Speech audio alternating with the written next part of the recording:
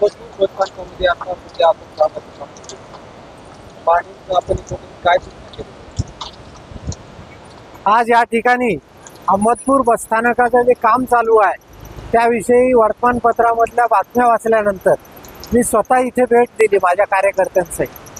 त्या ठिकाणी मला कामामध्ये काही त्रुटी जाणवल्या आणि त्या त्रुटी मी या कामाची पाहणी करणारे इंजिनियर कोकाटे साहेबांना बोलून सर्व गोष्टी त्यांच्याशी डिस्कस केल्या आणि त्यामध्ये ज्या ठिकाणी बस बेंचेस आहेत त्यांची क्वालिटी चांगली नव्हती. मी त्यांना दाखवलं, त्यांनी ते बस बेंचेस बदलून देण्याचं सांगितलं. दुसरी गोष्ट 4 इंची वॉल जी आहे बस स्टँडच्या त्या वॉलला विटाची साईज छोटी होती, तर त्या विटाची साईज त्या वॉल पूर्णतः डिमिनिश करून नवीन मोठ्या विटांच्या साईजनी बनवून देण्याचं इंजिनियर साहेबांनी सांगितलं.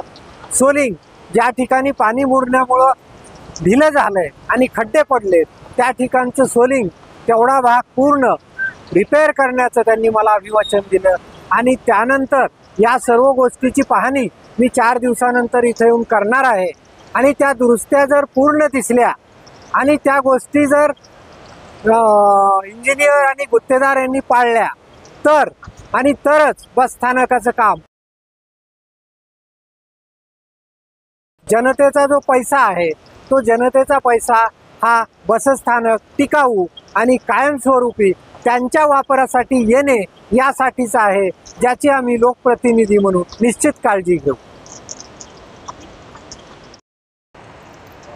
आपल्या बसस्थानकामध्ये सध्या काम चालू आहे त्याच्या गुणवत्तेवर प्रत्येक नागरिकांची उपस्थित केली जातात. तुम्ही यावर काय आपली प्रतिक्रिया देणार, कामामध्ये काय बदल करणार आहे? सर, बसस्थानकाचं जे काम चालू आहे तर ते गुणवत्तेप्रमाणेच करून घेतो सर. कामामध्ये जे सूचना जे समजा काही केलेले आहेत भिकाणे साहेबांनी त्याप्रमाणे पुढील काम सगळं सुधारून घेतो. ते खड्डे पडलेले, पुन्हा त्याच्यानंतर बेंचेस, पुन्हा त्याच्यानंतर बस स्टेशनची भिंत, हे सगळ्या सूचनाचं पालन करून निवेदितील अटी शर्तीप्रमाणे काम करून घेतो सर. त्याच्यामध्ये काही कसल्याही प्रकारचं गुणवत्ता खराब होऊ देत नाही सर. या ठिकाणी नागरिकांची देखील सुधारणा केली जात आहे, तर ते नागरिकांसाठी देता येतील सर, पण ऑफिसला येऊन घेऊन जावं लागेल सर.